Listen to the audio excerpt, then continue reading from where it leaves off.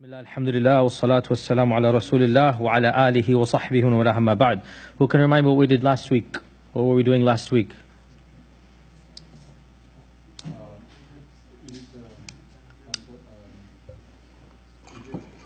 The conquest of Egypt and Jerusalem and Damascus, Bilad al-Sham. So we did all of that last week. Inshallah ta'ala, today we will begin the story of the conquest of the Sassanid Empire or the Persian Empire. And again, we get back to the issue of sources and the issue of details. And when you look at the Arab and Muslim side of the events, the historians, they of course they have their important timeline, they have the details of quote-unquote our side. However, our sources don't have anything that was going on the other side. And what we have now in our times is that actually a lot of modern scholarship has been done trying to look at the events from the other side's perspective and what's going on from the side of the Persians or the Sassanids. And I think that's very fascinating that we're now able to see what's happening on the other side of things. Now, what is the Sassanid Empire? The Sassanid Empire is the more proper name for the Persian Empire, and it is the last of the great pre-Islamic Iranian empires. And the Sassanids ruled from around 220 CE to around 651 CE. And before the Sassanid, it was the ancient Parthian Empire of Iran. So these are the two main empires that every world knowledgeable person should be familiar with: the Parthian, the ancient Iranians, and then you have the Sassanids. And the Sassanids controlled at their peak, at their zenith, they controlled pretty much most of the modern Middle East. The countries today would be Iran, Iraq, the entire strip of Eastern Arabia. So this includes Bahrain, Qatar, Oman, Yemen. The Sassanid Empire actually controlled the entire strip of Southern Arabia and Eastern Arabia. And at times they even conquered Bilad al-Sham. So multiple times in their history, the Sassanids were ruling over Jerusalem and Damascus. And that also goes back to the issue that the Yahud were allowed to come back to the Holy Land, to Jerusalem, during the reign of the Sassanids. Because the Sassanids were of what religion? We should all know. They were of what religion? They were fire worshippers, or the Zoroastrians, okay? So they were Majus, the Zoroastrians. And so they, by and large, were very sympathetic to other faiths compared to the Christians. They didn't really have a major problem with the Yahud, and in fact, they were closer to the Yahud than the Christians were. So the Persians actually allowed the Yahud to come and rebuild the temple, to come and be worshipping in the Holy Land again. And so the Sassanids were at war, as we know, with the Byzantine. We know this from the Quran. Alif Lam Mim, غُلِبَتِ الرُّومِ فِي أَدْنَى الْأَرْضِ وَهُمْ مِنْ بَعْدِ غَلَبِهِمْ سَيَغْلِبُونَ. So there was this constant struggle between the Byzantine or the Roman Empire and the Sassanid Empire. And the Sassanids were absolute rivals in every sense of the term to the Roman Empire. They had an equally powerful civilization with its own literature, its own religion, its own economy, its own coinage, its own arts, its own poetry. It's completely rivaling. There's really no overlap. As we said, the language differs, the religion differs. So each one of them wants to be the one dominant force in the world. And one thing that we as Muslims don't quite appreciate or understand, the Sassanid Empire reached its utmost zenith in the lifetime of the Prophet ﷺ. It was its most powerful in around 620 CE. Now, this is absolutely amazing because, why? Why is this amazing? At this stage, when even the Byzantine Empire is defeated, and it appears that the Sassanids are going to basically take over the world, the Prophet ﷺ, the Quran and the Prophet ﷺ predict that the tide is going to change. Not just that, but in fact, the Persian Empire will no longer be. And in the lifetime of the Prophet ﷺ, the Emperor Khusro actually achieved some of the greatest victories ever against the Byzantine Empire that the Sassanids had ever seen. And this is the reference in early Mecca. So Khusro ruled for, don't quote me, around 30, 35 years. He was a long emperor. He ruled for a long time. And the Sassanid Empire reached its zenith under Khusro, the same one whom Allah Azza wa Jal references indirectly, غُلِبَتِ الرُّوم. Who defeated the Romans? This Khusro guy. Okay? So the Romans were defeated by the army and under the leadership of Khusro. And Khusro was considered to be really the last of the great kings, because after him, khalas, immediate decline, immediately after his death. This was completely unpredictable, and this is the whole point of the predictions of our Prophet sallallahu alaihi wasallam. And of course, as we talked about in last week as well, the quick change, the quick success, the quick demise of the Sassanid Empire and the success of the Muslims still remains an issue of great controversy and interest in modern historians, because the fact of the matter is, it is inexplicable, it's very difficult to understand. Imagine a mighty empire, literally within less than a decade. It is 500 years old, 450 years old, and it reaches its utmost power. In the time of the Prophet ﷺ, they conquered Damascus. Can you believe? The Sassanids conquered Damascus. They're already now in Bilad al-Sham. They think they're going to take over the rest of the Byzantine Empire. And lo and behold, in less than 10 years, khalas, the entire empire is destroyed. So these are obviously very big questions for every historian. And as I mentioned last week, modern historians have a long list of why this happened. And all of these reasons, we don't have any problem believing them, but we say who caused these reasons to take place. Okay?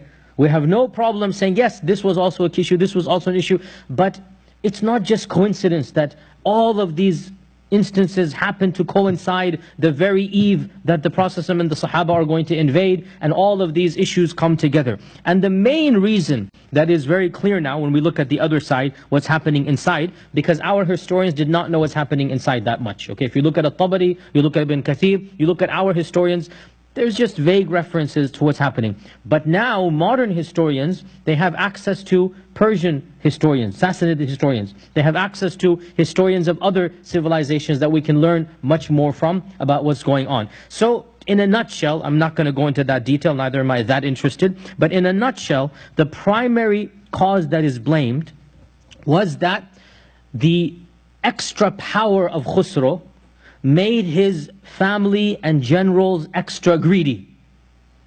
And they all were plotting and planning to carve up or at least get the biggest share of the pie, even in his lifetime. And this is the problem of extra wealth and extra power, okay? And we all are familiar with this, that if somebody becomes very, very rich and they were mediocre or average, who becomes his worst enemies? His friends and his cousins and his family. Because all of a sudden, all of this wealth is coming in. So in essence, this is what's happening with Khusro, is that all of this success is making his own, and he had over a dozen children. By the way, Khusro, it is said that he had a harem of, how many, guess? MashaAllah, Muwahid had a MashaAllah, Rajul had a MashaAllah. How many, guess? 100? 18? Close. 3,000. MashaAllah, Barakallah. It's alright, calm down, Bismillah. 3,000 he had. 3,000. MashaAllah, Tabarakallah. All the guys need some time to let that sink in, okay? So the point being that he was very wealthy, very powerful, of the mightiest of all of the Sassanid emperors. So what's going to happen when he has all of these military conquests and then he has all of these sons? What's going to happen, you tell me? The very sons that he's so proud of, the very children, the very army generals that he's promoted, they're all salivating to get a piece of the pie. And political intrigues begin even at this point in time. Okay? They already start wondering what's going to happen, who's going to take charge, etc., etc. So already there was disunity, talk of civil war, and things got from bad to worse basically immediately after his death. And we'll talk a little bit about that. And remember, it was Khusro himself whom the Prophet ﷺ corresponded with, this one. It was Khusro himself whom the Prophet ﷺ corresponded with. And we all know that Khusro was the most, and you can tell his mizaj, his character, that in any type of diplomacy, you just have to retain some dignity, right? Doesn't matter, it's just what politicians do. It's what diplomats do. You retain some dignity. But Khusro, you can see the type of jabbar, mutakabbir type of personality, that when the letter of the Prophet ﷺ comes, what does he do? He literally tears it up. And we all know the greatest sin in the eyes of Allah is kibr. And when you have kibr against Allah and His Messenger, what's going to happen? And this is a big sign and a big lesson for us about the dangers of kibr, the dangers of arrogance. That Khusro demonstrated his kibr against the Messenger. And anybody who is arrogant against the Messenger is arrogant against Allah. And so what did our Prophet ﷺ say? And again, it's so easy for us to read these hadith. The Sassanid Empire was at its most powerful when our Prophet ﷺ said this. Imagine the mightiest civilization that you cannot see the end of. And somebody comes and says, khalas, this is going to go. Nobody's going to believe you. But what did our Prophet ﷺ say? He tore up my letter. Allah will tear His kingdom up. Kulla mumazzaq. Every single which and every way. And wallahi, this is exactly what happened after the death of the Prophet ﷺ and during the reign of Abu Bakr and Umar. All of these governors and mini princes, they're all literally fighting in these mini provinces like the Prophet ﷺ predicted. Mazzaqahum kulla mumazzaq. Literally into little pieces, like he tore the letter of the Prophet ﷺ up, and nobody could have ever understood or predicted. But this is the response, and this is the end result of kibr. And by the way, so a little bit of rehash, we talked about this in the seerah, and of course all of you must remember exactly what happened, but just because maybe there's one or two that weren't there that day, for their sake, inshallah ta'ala, we can repeat the story, even though of course all of you know the story, that when Heraclius got the letter, not Heraclius, when Kisra, when Khusro is his name, Kisra is his title. So Khusro is the name. So when Khusra got the letter, he then commanded his vassal, his governor in Yemen, whose name was Badhan. Badhan, so there was a portion of Yemen, the eastern portion, that was under Persian control. Okay, the eastern portion of Yemen was under Persian control. So he ordered Badhan to go send 2 spies to Medina. Remember this story, vaguely? He ordered Badhan to go send 2 spies to Medina with some fake letter. It is even rumored they might have been assassins, or more likely that they were scouts to see how much of an army is needed to go and bring. And so the goal was, astaghfirullah, to bring the Prophet ﷺ as a prisoner to Khusro himself. Just like the utmost kibr of this man. So the point of these 2 spies was to scout out, to see what would happen. And they came under the guise of diplomats. Okay? To this day, the CIA works under diplomatic passports wherever they go. This is the reality. They pretend to be diplomats and they go. So as well here, these spies went under diplomats. That we have a letter from Badhan. Khusro was too arrogant even to respond. Khusro was too arrogant even to respond to the letter. So he tells Badhan, send these 2 and see what you find out about this man. And who remembers the story, what happened to these 2 men? Now I'm quizzing you.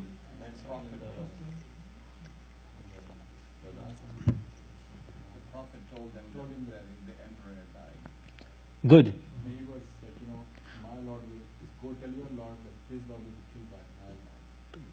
Good, exactly. So those two emissaries came, and the Prophet did not even open the letter. He said, come back tomorrow. Did not even open it, because he knew this is a fake letter. It's not a serious letter, it's just a ruse and a trick to get information. So he didn't even open the letter, he said, come back to me tomorrow. So they came back tomorrow morning, and the Prophet said, go back to your master and tell him that my Lord has killed his Lord. And the 2 emissaries were shocked completely, because the reference is very clear here, that the Lord of their master is Kisra. Their master is Badhan, and the Lord of Badhan is Khusro. So they're shocked. They come back to Badhan, and of course by this time, Badhan also knows that Khusro has been killed. And the very same day that the Prophet ﷺ said to them, that go back and tell your Lord, was the day Khusro died. And this resulted in the conversion of Badan to Islam. Badan, the governor, became Muslim, and that whole region automatically entered under Islam. Subhanallah, right? One simple statement. And Badan cut off from Khusro and entered into Islam. And this is the beginning of Mazzaqahum kulla mumazzaq. This is the beginning of cutting up the empire into all of these different principalities. And Khusro, and his name was Aparviz, and from this we Desis get our Parvez name, but it's Aparviz was his name, and it means the conqueror. Aparviz means the conqueror. Khusro, in fact, he died a very tragic death, and this is exactly what is expected of somebody who shows kibr to Allah and His Messenger. This is exactly what is expected. That after one of these major battles and accomplishments, and he himself was guilty of trying to get rid of some of his own sons. I mean, wallahi, this is so evil that this is the reality of emperors. Sadly, even some of our own emperors have done the same thing, Allah al-Musta'an, throughout history, especially during the later times. This was unfortunately also a reality. But on their time, it's much more common. So he has all of these sons, and the wives that are, or the slave girls that have his ear, the ones that basically have control over him, are whispering into his ear to kill the other sons. And in the end of the day, he has to make a decision. So he decided against one particular son, that this one's going to die. So happened, make a long story short, that particular son did not die. His name was Kavad. He did not die. And he managed to escape, come free. He comes back at the head of an army, and he attacks his own father, the emperor, and imprisons his own father, Khusro. And then, astaghfirullah, he tortures his own father to death. A cruel death. It is said that he ordered one of his men to throw arrows one by one into his father who was tied up. Just literally like playing. Astaghfirullah, this is the reality of... So Allah punished him in this world before the akhirah. Allah punished him in this world before akhirah. That was the same day that the Prophet ﷺ said, go back and tell your Lord that my Lord has killed his Lord. Okay? This was the end of Khusro. And then of course, I mean, after Khusro, a series of kings took over. Literally in the course of a year and a half, around 12 emperors came one after the other, or leaders or generals. Already you see the civil war happening, okay? Can you imagine after this mighty man who has ruled for 3.5 or 4 decades, and he's conquered most of basically Iraq and Iran and much of the Middle East and Damascus. Now as soon as he dies, what's happening? Within the span of a year or two, one after another, some rule for 40 days, some rule for 3 months, some rule for a year. Eventually, of course, that was the end of the Sassanid Empire. And in the lifetime of the Prophet ﷺ, like the 7th or 8th one, so within the success, this is all happening while the Prophet was in Medina. This all happening in the course of 2 years, as we said, around 12 rulers. Some of them from the royal family, and some of them were generals who were trying to make coup d'etats. And each one another after another. So you already see the beginning of the end. Okay, Allah Azza wa Jall's qadr is taking place. You already see the beginning of the end, until finally all of the sons have been killed or died off. And so some bunch of generals come together and they put on the throne one of the daughters of Khusro. And her name was Puran Dukht. Puran Dukht. And of course Dukht means daughter or girl. So Puran was her name, Puran Dukht. They put Puran Dukht on. And this was the famous, this was the cause of the famous hadith, which is in Sahih Bukhari, which is the very controversial hadith in our times because of the trends and changes in society. They find this hadith problematic. لَن يُفْلِحَ قَوْمًا وَلَّوْا أَمْرَهُمْ إِمْرَأً. That never will a nation succeed who place a woman under their care, or who place their care basically in the hands of a woman. The hadith is in Bukhari. Now, the hadith is very much controversial in our times because it's deemed to be a hadith that is not suitable for the mizaj of modern people. It is in Bukhari. It's a hadith that we accept. But truth be told, and you know that I am not in the least sense of the term progressive, nonetheless, truth be told, there is an alternative. There are two interpretations of the hadith. I have to just comment here, and it's not a detailed explanation of this hadith. There are two interpretations that go back to early Islam. So this isn't some modernist twist that you're trying to force the hadith to conform to modern sensibilities. The first interpretation, which is very clear, that a woman should not be in charge. This is very explicit from the hadith. لَنْ يُفْلِحَ قَوْمٌ وَلَّوْ أَمْرَهُمْ إِمْرَأَةً. Okay? No nation that places a woman at its head as its leader shall ever be successful. So this is one interpretation. But there is another interpretation. And it is also classical. And Ibn Hajar himself mentions this. So this is not some progressive interpretation that is trying to distort the hadith. It is found in classical literature. And it is a possibility. It's plausible. And that is that the Prophet ﷺ was not giving an amr, he was stating a khabar. He wasn't giving a command. He was making a prediction about that particular civilization. And therefore, it should not be translated as any nation that places a woman at its head shall not be successful. But rather, this particular nation that has now placed a woman as its head shall not be successful ever. Okay, you see the big difference between the two? So the one is the amr, the other is the khabar. And linguistically they're both allowed. It's not as if it's a stretch. And therefore it's just an interesting twist to add over here, because the hadith does bring about some issues about women leadership and whatnot. And we should be fair to our tradition and say that this hadith, yes, it has been interpreted in manner A, but it has also been interpreted in manner B. And therefore, it is something that is found in our tradition. In any case, this hadith was said when Puran Dukht became the emperor, and immediately after her, basically one or two other emperors came, until finally, the final one was one of the grandchildren of Khusro, Yazdajard III. Yazdajard III was the final emperor of the Sassanid Empire. And of course, as I already mentioned, the Prophet ﷺ had already predicted the end of the Sassanids in multiple ahadith. In fact, it is pretty much mutawatir that in his lifetime he is predicting the end of the Sassanid Empire. Of course, we already mentioned a number of these traditions. Of them, Allah will tear their kingdom up the way that He tore my letter up. Of them is the hadith of Bukhari, if we take it as a khabar and not an amr. And in either circumstance, he is saying this nation is gone. لَنْ يُفْلِحَ قَوْمٌ وَلَّوْ أَمْرَ مُرَادٍ. This nation is gone. Of them, what other occasion did he predict the end of the Persian Empire? Who else can tell me? From the seerah. There was a Bedouin that was going to wear the... Not, okay, who? Huh? Suraqa ibn Malik.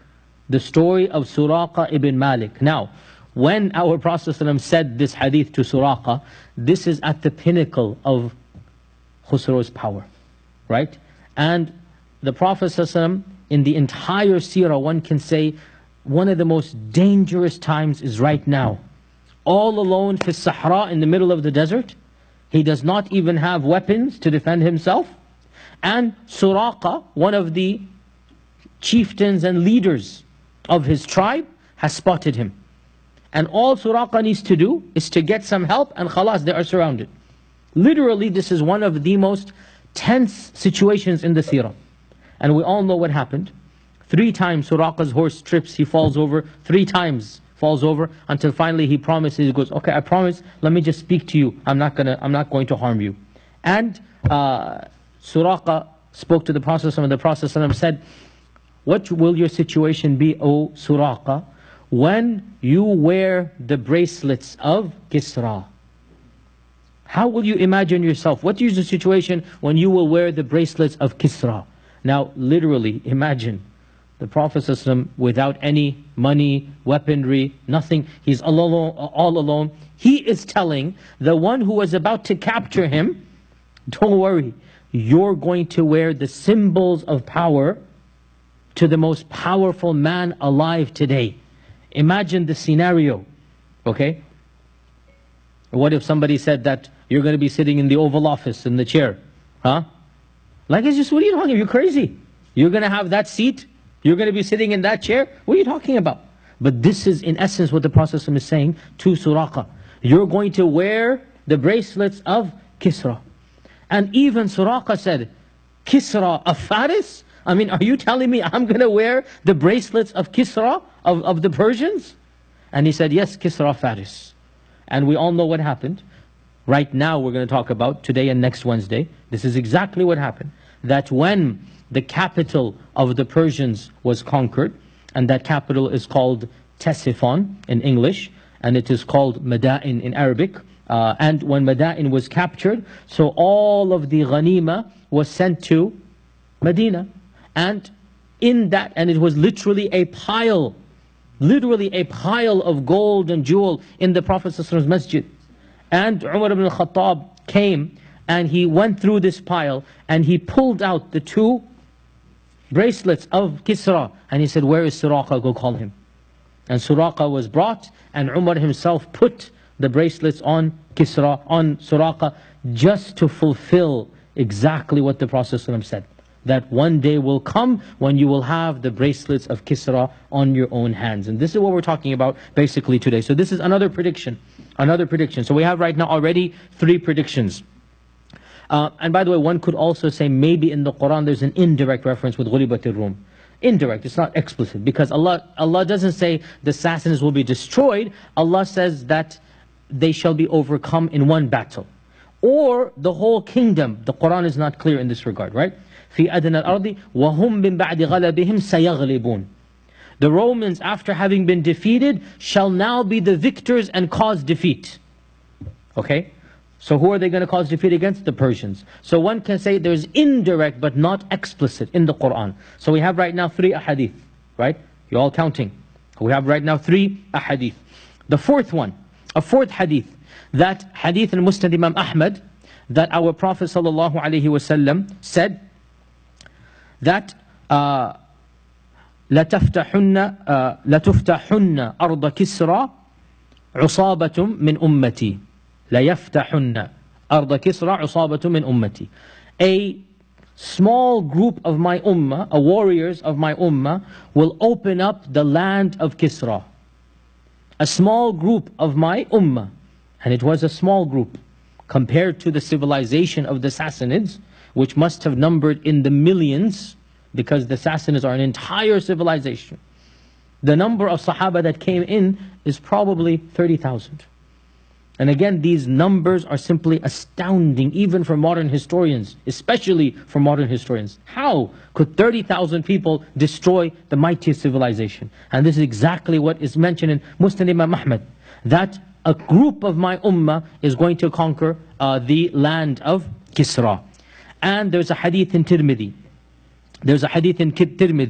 That says, when this Kisra dies, there shall be no Kisra after him.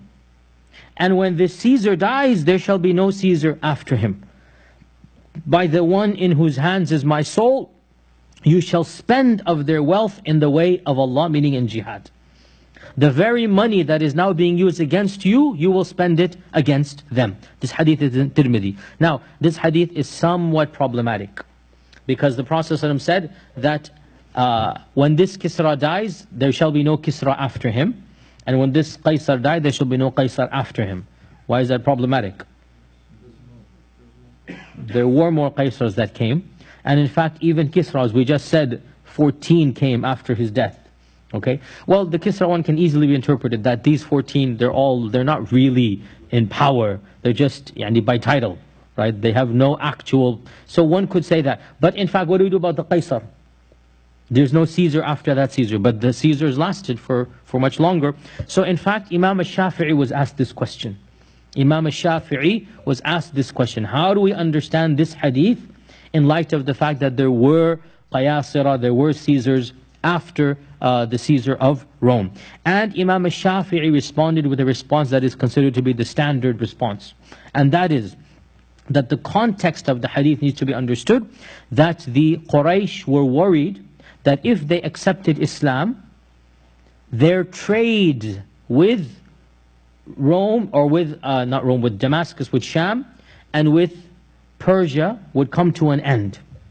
That they would become boycotted by both civilizations because they have abandoned, they have joined the Prophet and they've abandoned the ways of their forefathers. So Imam al-Shafi'i said that the Prophet is telling them that they no longer have to worry about the Caesar and the Khusro for their trading routes.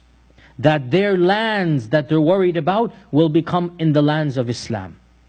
I.e., Sham and Faris and Iraq, they don't have to worry about Kisra and Qaisar after that. They will now be a part of one civilization. This is Imam al-Shafi'i's interpretation. And that is the standard interpretation that people give. And then there's one final hadith before I actually get to the history of the battles that we're going to talk about today, about the predictions. And there's one other famous incident that somebody should remember, about the prediction of conquering Persia. One other famous incident. All of you know it. When I say it, you're going to say, oh, I remember this one now. One other famous prediction. The axe.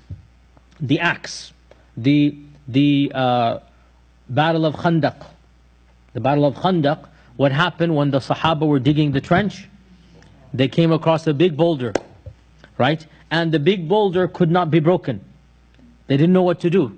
And so they called the Prophet ﷺ, who went down himself into the trench. He took the axe from one of the Sahaba and he said, Bismillah, Allahu Akbar, and he hit the rock and there was a big spark. And he said, Allahu Akbar. And he said the first time that I have been given the keys to Asham and I see its reddish fortresses even now. So the Sahaba said, Allahu Akbar. And one part of the boulder broke away. Then the second time, and this hadith is muttafaq alayh, Bukhari, Muslim, Ibn Ishaq, every book of Sirah mentions it. The second time he does it, and he says, Allahu Akbar, I have been given the keys to Faris. And even now I can see the white palaces of Ctesiphon, Madain. So he literally mentioned Madain by name. And by the way, obviously we believe this, but it is so interesting. The Romans, their fortresses were typically more towards the reddish and dullish color. And so he said, I see the reddish colors of their fortresses. And the Persians, they loved their whitish marbles. And to this day, Ctesiphon is, I think, 35 kilometers south of Baghdad. Because again, Baghdad back then was under Sassanid rule. We divide Baghdad and Iraq and Iran. But of course, those days, there's basically one large civilization. And Ctesiphon was around 35 kilometers. It still is the remnants of some of those palaces. And there are the pictures there. These are World Heritage sites. You can Google them. There are pictures about them. Beautiful beams just coming out of the middle of the desert. And they are still white in color. And our Prophet has never been here. He's never been this far. But the hadith clearly says, I am seeing the white pillars of Ctesiphon, or the white castles of Ctesiphon, of Madain, and they are white in color. And so the Sahaba said, Allahu Akbar. And then he hit the third time, and which land did he promise the third time? Yemen. Yemen. And he said, Allahu Akbar, I have been given the keys to Yemen. And even now I can see the gates of the city of Sana'a. Sana'a, I can see it now. And Sana'a was the jewel and the capital of Arabian Yemen. And of course Sana'a as well fell to the Muslims. So these are all predictions that we should be aware of. That the Prophet ﷺ explicitly said that Kisra will be the final Kisra, that Allah will break His kingdom up into all of these little mini dynasties and that's it, and it will finish up, that the land of the Faris will be ruled by the Muslims, and that Madain in particular, he even mentioned it by name, that Madain will be ours, and he even said the wealth of Kisra will be spent fi sabilillah, to finance other jihad. And that's exactly what happened. When all of this wealth came, what did Umar do with it? Did he build palaces? Of course not. He financed other conquests. So the very money that was used by these mighty emperors was then used to spread the religion of Islam. So let us quickly recap things that we've already done. The beginning of the conquest of the Sassanids began in the reign of Abu Bakr as-Siddiq, when one of the chieftains who would now be considered to be somewhere in the Bahrain type of region. His name was Al-Muthanna ibn Haritha. He was one of the chieftains of that region. He accepted Islam, and without getting permission from Abu Bakr, he started to raid some of the Sassanid villages. And he then came back to Abu Bakr and explained to him that I've done this and it's great success, but I need more people. I need more troops. So this is the time of Abu Bakr as-Siddiq. And so Abu Bakr as-Siddiq sent Khalid bin al-Walid, who had just come back from the battles of the Yamama. He had just finished the battles of Yamama. The battles of, what are your battles of Yamama? Who remind me?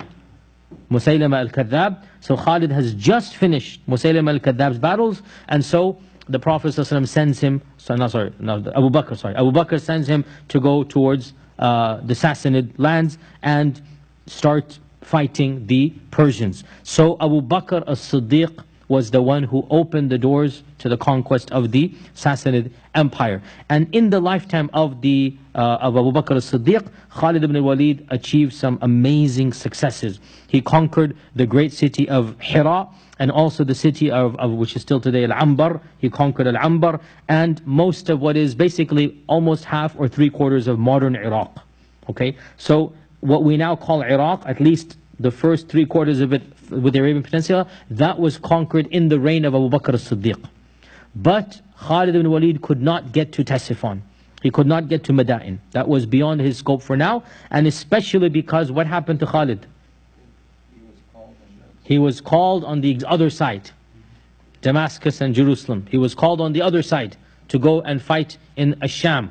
And so he dropped everything and he took the bulk of the troops and he made his way all the way across, and the conquest continued over there. So what do you think the Persians are going to do when Khalid has left?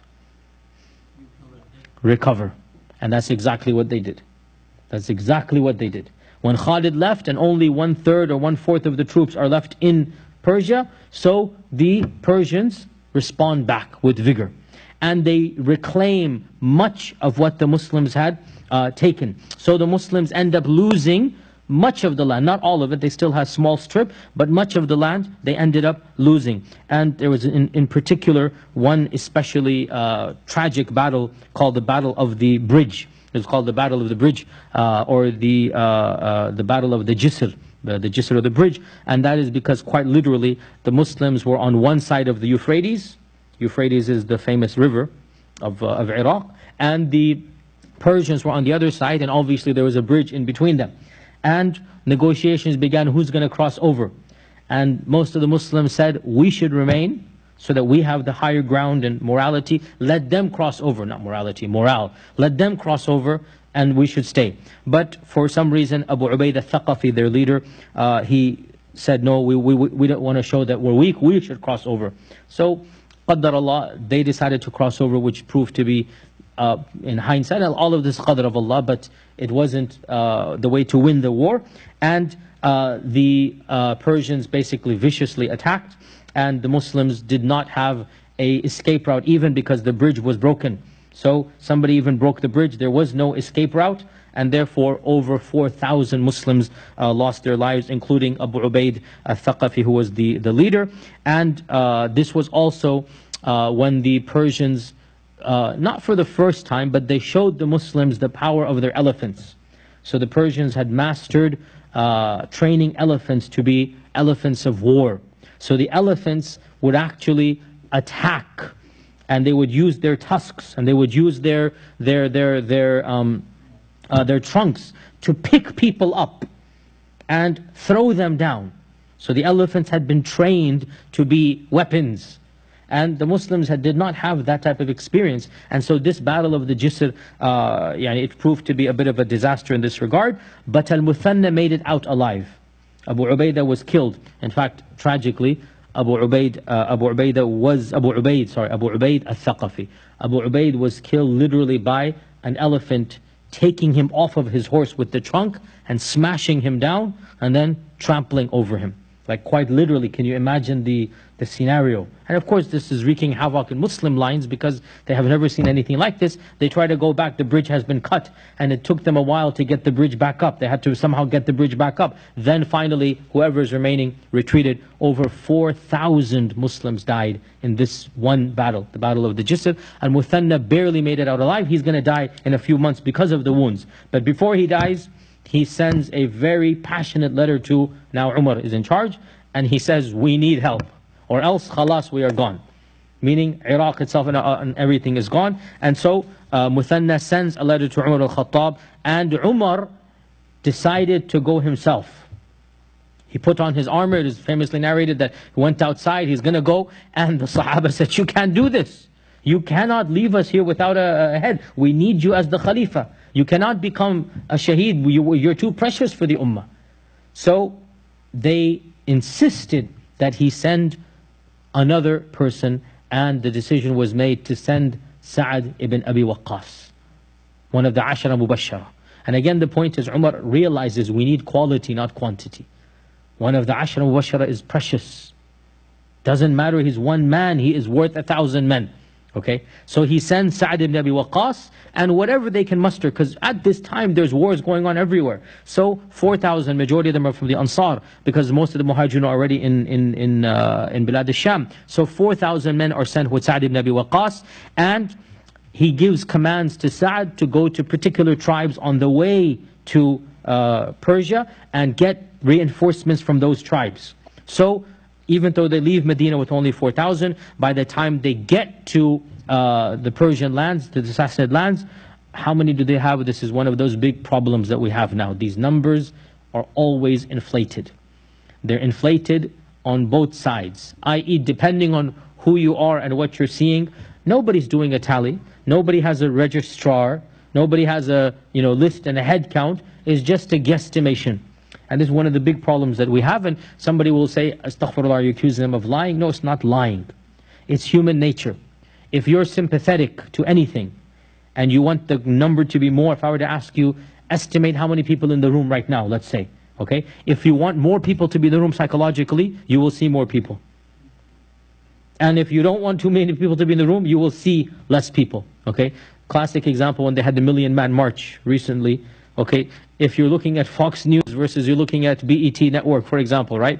The numbers differences was like 3 times difference. 3 times. Oh, there may be 100,000. Oh, there's 800,000. Like literally this type of difference. It all goes back to perception. It all goes back to... So, unfortunately, it's nothing about lying or something, but we cannot trust these numbers too much in any book. The Muslims automatically will want to make the enemy much larger, because they won in the end, okay? And they might make their own little bit smaller because they want to show that they... So this is one of the problems that... And the other side, vice versa as well. One of the problems that we have, in the Muslim books, it is said that the Persians were maybe 200,000. And this doesn't seem realistic because of many reasons beyond the scope of my lecture here. Maybe there were 60, 70,000 of the Persian side, okay? In the Muslim books, it is said that the Muslims numbered around 30,000. Okay, and maybe they were close to this or a little bit less than this. So, but in essence, without a doubt, the Muslims are less than 1/3 or 1/2 or something of the other side. Okay, 1/3 or 1/2. Clearly, the Muslims are much less than the other side. That's without a shadow of a doubt. Now, the armies are growing, and the Persians realize that these people mean business. And as the armies continue to grow and their positions are getting larger and larger, so negotiations have to begin. What's going on here? Negotiations begin. And in fact, these negotiations last 3 months. 3 months, back and forth. And there are some interesting occasions and interesting incidents that take place. Of them is the most famous conversation that we have all heard growing up and whatnot, and that is the conversation between Rib'i ibn Amir and between Rustum, who is... In essence, he is the one leading, because by this time, the one on the throne is Yazdajar III, and Yazdajar III is a little kid. In fact, he comes to power when he's 8 years old. He comes to power when he's 8 years old. Again, you realize, why is this kid on the throne? Because there are people behind him who want to really rule, but they need a token king. And so there are factions within the family of Khusro. Yazdajad is the grandson of Khusro. And there are so many grandsons here. So one general and one person basically chooses Yazdajad and goes, Khalas, you're going to be the emperor. Okay? And Rustum was one of the big guys that chose Yazdajad. So in essence, Rustum is one of the main leaders, not Yazdajad. Yazdajad is not 8 anymore, but he's still a little kid. He's not the actual, if you like, independent emperor. So Rustum asks for a delegation of the Muslims to come. Come and let's negotiate. Why are you guys here with 30,000, 40,000 troops? What's going on? And this is the famous conversation that takes place with Rib'i ibn Amir, in which Al-Tabari and others, they mention in detail what happened. And that is that Rustum commanded that his most finest tent and pavilion be laid out, and all of the fancy rugs and the wealth and opulence be displayed, so that the emissaries see the lavish lifestyle they live in. So one can only imagine. Now, Persian material, to this day, we know that the Persian material is of the finest material, to this day.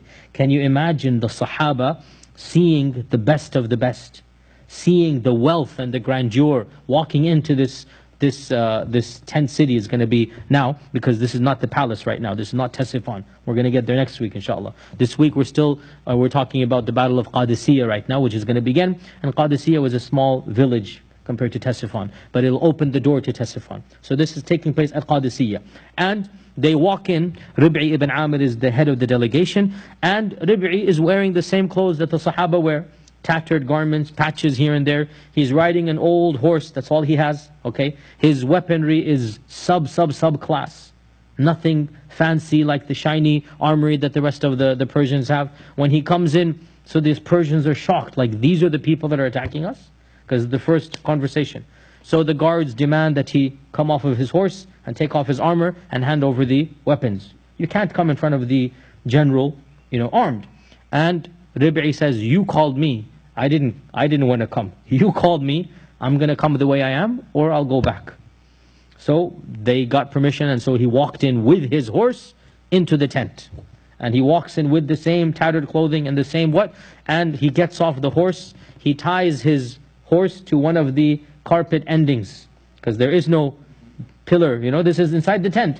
Okay, so he ties the horse to one of the carpet, picks up the carpet. This fancy carpet, he uses it for the horse's rein. Okay, and then Rustum famously asks him, why did you guys come? Ma ja'a bikum? Like, what are you guys doing here? Go back where you came from. I mean, let's forget all this happened. Why are you bringing 30,000 men to attack us? You know you're going to lose, basically. What's going on? And this is, of course, where Rib'i gave that famous lecture, that famous paragraph.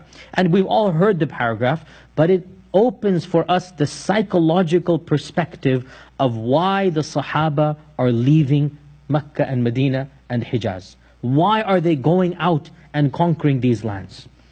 It is not meant for wealth. It's not meant for inherent power. No. As Rib'i said, that Allah subhanahu wa ta'ala has sent us لِنُخْرِجَ الْعِبَادَ مِنْ عِبَادَةِ الْعِبَادِ إِلَىٰ عِبَادَةِ رَبِّ الْعِبَادِ. That famous statement. So that we can free the slaves of Allah. So he called Rustum a slave, which is an insult to him, because Rustum thinks he's basically almost the emperor. So we can free the slaves from the worship of other slaves to the worship of the Lord of the slaves.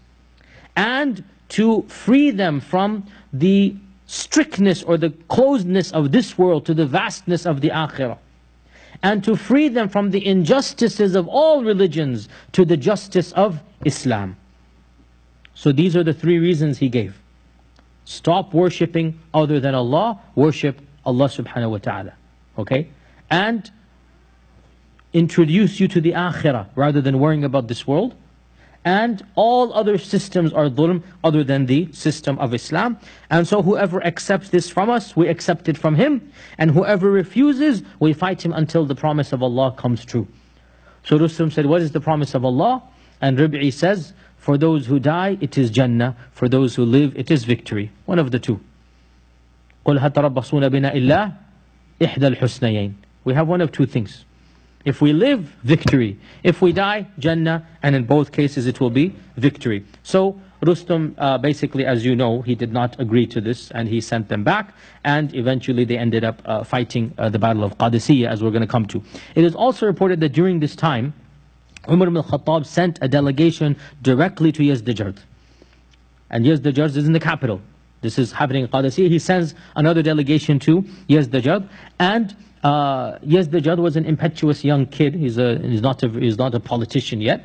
And Yazdajad was very rude to the Sahaba and the people who were there. And all that is mentioned, we don't have that much details about the back and forth. What we do know is that one of the Sahaba who came, his name is Asim ibn Amr, that Yazdajad commanded that as they're walking out, they should have a basket of soil be put onto their heads as a sign of humiliation, basically. Okay, so they should just, like when they're coming out, let people basically put this basket on them, so they're like a servant, to carry something. And Asim ibn Amr, he took this basket with great pride, and he held it up until he came back to the camp of the Muslims, and he said, Allahu Akbar, the emperor has handed us his land on a platter, basically. He took it as a positive omen, that this is a sign, and it turned out to be a sign. Okay? So what he wanted to be humiliation, Asim said, Allahu Akbar, this is a sign from Allah, that the emperor is willingly handing his soil over to us. And it is actually, if you think about it, it can be interpreted exactly as a positive sign.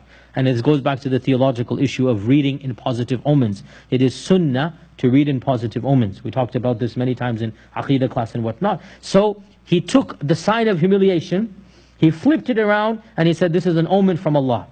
It's a good sign from Allah that the Sassanid Empire is going to basically collapse, and it will be handed over to us. So when all the negotiations failed, in Sha'ban of 15 AH, which is November of 636, Sha'ban of 15 AH, this is when the Battle of Qadisiyah took place. And the Battle of Qadisiyah, it lasted 4 days, and the Muslim historians have named each day, and we don't have to get into all of that, but and all the details are mentioned. I'm just going to very quickly summarize that on the first day, so the Qadisiyah is now in Iraq, it's in modern Iraq, and it is basically a day away from Ctesiphon. So Ctesiphon will be the next stop, which is what we're going to do next week. So Qadisiyah, in and of itself, was not a major city. But the battle turned out to be the most important battle, because this was the major troops of the Sassanids. Because this was the big battle. So it was the stepping stone to the rest of the entire Sassanid Empire. Okay? So on the first day, the Muslims really suffered immense losses, and the Persians had around 50 war elephants, wreaking havoc in Muslim lines. As well, the Persian arrows were better and sharper and longer in their reach than the Muslim equivalent, because the technology is better on the side of the Persians. Okay, so the Muslim armor as well was not that thick compared to the Persian armor, and so the Muslims realized that they needed to basically think about tactics. On the second day, they got some reinforcements to come from other places, because there's multiple mini battles going on, so they decided to get some help from other places. So on the second day, reinforcements are coming in, and one of the commanders, Al-Qaqa', decided to use a ruse or a trick to demoralize the Persians. So what did he do? The contingent that was coming in, maybe around 2,000 or so, he divided them into much smaller contingents and spread them out, and told them to come at intervals throughout the day. So from the distance it appeared that one cavalry after another is coming. More and more reinforcements coming. It's never stopping, even though in reality it was relatively small. But he spaced it out time-wise and people-wise, so that it looked as if more and more people are coming. So this is a trick of war, a deceit of war. That is, of course, what war is, as you have to basically deceive the enemy. And that's what the hadith says, al-harbu khid'a, is that's what war is. As well, they came up with the idea of scaring the animals of the Persians by using camels, and putting some bizarre contraptions on the camels to make them look much bigger and like basically monster beasts, and charge into the ranks, so that the animals of the Persians had never seen anything like these animals. Okay? And it worked. That by putting these contraptions on the camels, now imagine these ideas coming from people that had never been trained in a college of war. These are the Sahaba. These are not people. And these interesting ideas are just coming by. And they're actually working. And on the second day, it appears that the Muslims are beginning to have the upper hand. So the first day, the Muslims did not have the upper hand. The second day, looks like they're now changing. The tide is about to be changed. On the third day, it was an all-out. Severe fighting breaks out on both sides. And the Persians decided to launch basically all 50 elephants at once. All of their elephants come out, and in fact, they almost made it to the headquarters of Sa'd ibn Abi Waqqas. Sa'd ibn Abi Waqqas was, his headquarters were in one of the palaces, or one of the houses of the nobleman. He had converted to to basically a room. They almost made it, but the Muslims defended that house and pushed the Persian soldiers back. And Sa'd said that we need to get rid of these elephants. And he commanded the archers to target the eyes of the elephant, and the men to get off their horses and run into the battle, and don't target the enemy, target the elephants, because the elephants are wreaking complete havoc amongst the men and amongst the horses. And so hundreds of Muslims lost their lives, but eventually the elephants were all gotten rid of the battlefield. When the elephants were targeted directly, and the archers are aiming their basically arrows directly at the elephant's eyes. The swordsmen are cutting off the trunks of that's what you're going to do, is war. You can't be polite and gently here now. Okay, you are the swordsmen are cutting off the trunks. The men are dashing through and stabbing the elephants with javelins. You have to do this. There's no other way out. And bit by bit, as the day goes on, all elephants are basically dead or off the battlefield. And on the third day, the battle does not stop. The previous 2 days, it stopped at nightfall. They've gone back to rest. On the third day, it does not stop. And the entire night, it is said, you could hear the clinking and the clanking of the metal on one another. The entire night, the battle continues going on until after Fajr. Non-stop, 24 hours, the battle is going. After Fajr, Al-Qa'qa' stands up and he gives a rallying call, especially to his tribe, the Banu Tamim. And he says, the Faris don't have the energy that we have now. They all tired out after battle. If we all simultaneously attack, we will have the upper hand. And that is exactly what happened. That after around 30 hours of non-stop battle, the Muslims mustered up that iman that they need to have to win, and they all charged simultaneously at the Persian encampment, and they launched a full-out offensive. And after Dhuhr time, they reached finally the headquarters of Rustum himself. After Dhuhr time, they reached the tent of Rustum, and here there's different accounts of how he died. According to one version, they basically found him dead with lots of wounds on him. So he died basically in the melee confusion. According to another version, a particular person of the Muslim army found him and killed him. In any case, the point is, according to both versions, Rustum died. Rustum died, and with the death of Rustum, who was in effect a type of Kisra. As we said, Yazdajjal was a child. It was, in effect, he was one of the main leaders of the coup that had taken place a few years ago. With the death of Rustum, this was a huge demoralizing blow to the Sassanids, and the Battle of Qadisiyah turned out to be a huge success and the first and the major domino to open up the rest of the land of the Persians, of the Sassanids. Umar ibn Khattab, as soon as he heard of this, he told Sa'd, do not rest, do not stop. Continue on to Madain, continue on to Ctesiphon. And Sa'd ibn Abi Waqqas gathered the troops and made it straight from Qadisiyah. He made his way to Madain. And we will talk about Madain because that is a whole long story. We'll talk about Madain and the conquest of Madain, inshaAllah ta'ala, next Wednesday, bi'idhnillahi ta'ala. And with that, inshaAllah ta'ala, with any questions, or we can... Yes, go ahead. Hier dat in de Sahaba breed salat en nas so we can explain how it is hier that Abraham and there is a salat. There's nothing from the Sunnah called Salatul Nasr. There's nothing narrated in the hadith about Salatul Nasr. However, at any occasion, you are allowed to pray extra rak'at and ask Allah subhanahu wa ta'ala. Some have called this Salatul Haja, and there is some hadith that they say, the hadith mukhtalaf fi sihhatihi, there's an ikhtilaf over its authenticity. But the concept clearly is not problematic. And that is that you are allowed to stand and pray 2 rak'at at any time and ask Allah for your needs. So if Sa'ad did something of this nature, which is mentioned as you said in the books, there's nothing, just like when the Sahabi was about to be executed in Mecca, he prayed 2 rak'at before he died. He didn't hear this from the Prophet ﷺ, but it's something good, like you're going to meet Allah subhanahu wa ta'ala. So we don't need a specific evidence to justify praying and making dua. So if you want to call this Salatul Nasr, not a problem, as long as you realize it's not the Prophet ﷺ who told you to do it. It's from the general text of the Quran and Sunnah that you're supposed to pray and make dua to Allah subhanahu wa ta'ala.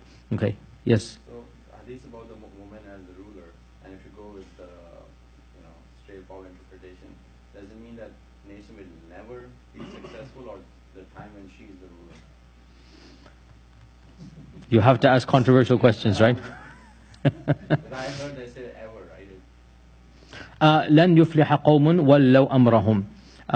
It doesn't say forever. It says never shall a nation. يعني لن, it's not going to happen. Okay. The question arises, and this has always been hadith that has brought a lot of discussion. So what do you do to those nations that have had a female ruler and they seem to be successful? So in the ancient times you had many female rulers. Even the Queen Sheba was a female. And even throughout history there were always times where there were women rulers and the nation seems to be flourishing. Okay, it's happened in the Mamluk time. It happened in India a number of times. The Sultana Bhopal as well was a female. Many times it has happened that it's going to happen in our country. Unfortunately, it looks like the reality as well. Looks like there's the only other, not that I'm liking it, but the reality is, my semi-prediction, it shall be this lady that is running. There doesn't seem to be any other viable candidate. Not that she herself is viable, but my point is, it's going to be happening. What does this mean? So one can interpret it in one of two ways. If we follow the first interpretation of the hadith. The first is that, as you said, that eventually this nation will perish. That once they have chosen this, that they are not going to be successful, they will cease to exist. Another interpretation is that falah doesn't necessarily mean GDP. It doesn't mean economic success. It doesn't mean civilizational success of science and technology. Falah can also mean moral success and spiritual success. In which case, one can say that many of the greatest civilizations are already failures morally. You get my point here. So what does falah mean? لن يفلح. What does it mean? يعني فلح. أصلا in the Quran that the greatest falah is Jannah. Okay, so one could also interpret it in that manner. And then you have the second interpretation of the hadith, which is basically there is no amr. This isn't a command that the Prophet was saying, never have a lady in charge. Rather, this is a statement of fact that this nation that has now appointed a lady shall not be successful. And as I said, the reason why I mentioned it is just so that we understand that this hadith has been interpreted in the other manner from the beginning of times. And Allah Azza wa Jal knows best. This is one of those things that when the situation arises, we have to talk about it. Otherwise, the less said, the better it is, inshaAllah ta'ala. Inshallah, yes, go ahead.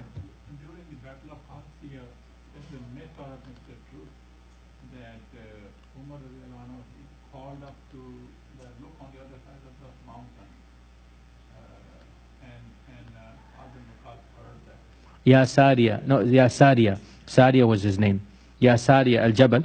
So this is from the Karamat of Umar. We'll talk about this inshallah. I have a section about the specialities of Umar and whatnot. We'll talk about this, the Karamat. And it is actually authentically narrated in the books of Musannafat and the works that talk about what the Sahaba said and did.